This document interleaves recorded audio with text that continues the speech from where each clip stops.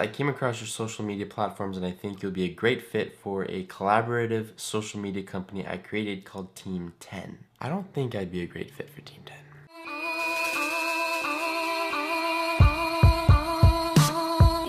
Hello everybody and welcome back to my channel. As you can see by the title, today we're going to be talking about this guy. I've kind of always wanted to make this video, but I never have because I just never thought I actually would make this video. Also, I never really do, wow, I don't talk. Also, I never really do story times, so if you guys do want more of these, let me know down below. Also, as you can see, I have a new background. Usually I shoot just in this corner, but now I'm showing you the whole back wall because my room is actually clean. So, that does mean I will have a room tour very soon. Look at that. Is that not the coolest thing you've ever seen in your life? So yeah, room tour will be coming soon. Alright, let's get into the story. So this story goes back to March of 2016. Around this time, I was starting to build up my social media following. I had about 100,000 followers on Instagram, and I really didn't have much of a following on YouTube at all. That time in March, I had been doing Instagram for about 5 months. So I got 100,000 followers in 5 months, and I guess that kind of shows you how quickly I was growing. I did not have a manager at this time. I really didn't know much about the business either at this time. All that I wanted to do was to keep putting my time and effort into growing my platforms, and the feeling of not knowing what's going to happen next was just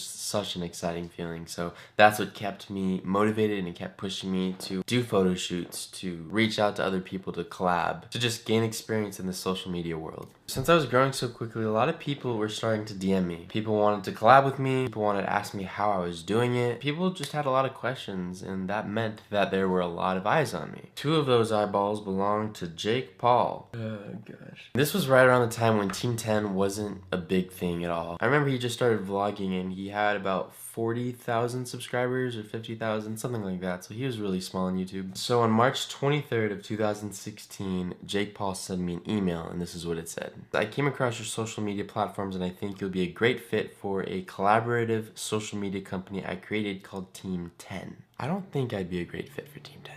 Below he sent me some statistics from Alyssa Violet and her growth to try to give me an example of what would happen if I were to join his Team 10. Not knowing anything about what Team 10 was, because like I said, it wasn't really anything at that time, I decided to email him back. I said, "Hey Jake, definitely interested in what you've got going. I'd love to hear more about it." The week before he sent me this email, I did meet up with my current management for the first time. Should I sign with this awesome management team or should I go check out Team 10? Jake replied a day later saying, "Hey, awesome, let me know when you have some time to jump on a call to talk into further detail. Thanks, Jake." Then I emailed him back with my number, and that's when we started a text. Unfortunately, all those text messages were on my old phone, so I don't have any way of showing them to you. But I remember he would text me things like, "Hey bro, how are you doing today?" Or, "What's up?" And if I replied and he didn't respond for like the whole day, he'd say, "Hey, I'm sorry, I was doing this, I was busy.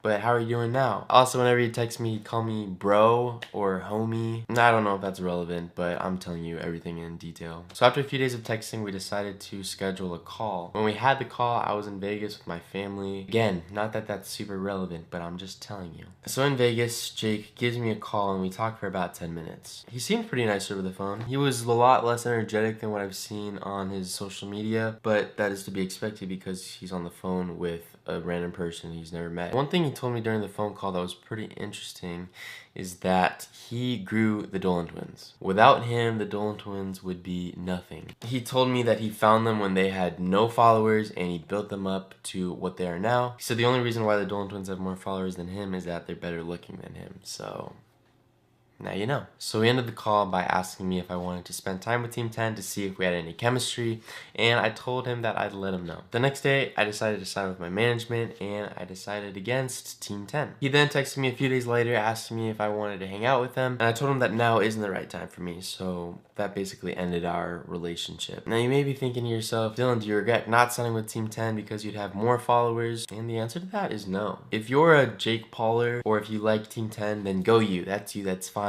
I'm not gonna say anything about that because I don't think negativity is good, so I'm not gonna try to spread negativity. All I'm gonna say is Team 10 and that whole side of YouTube does not interest me at all, and I want no part in it. However, I do like Logan Paul, so I will say that. So yeah, there's my story on how Jake Paul asked me to join Team 10. So thank you guys so much for watching today's video.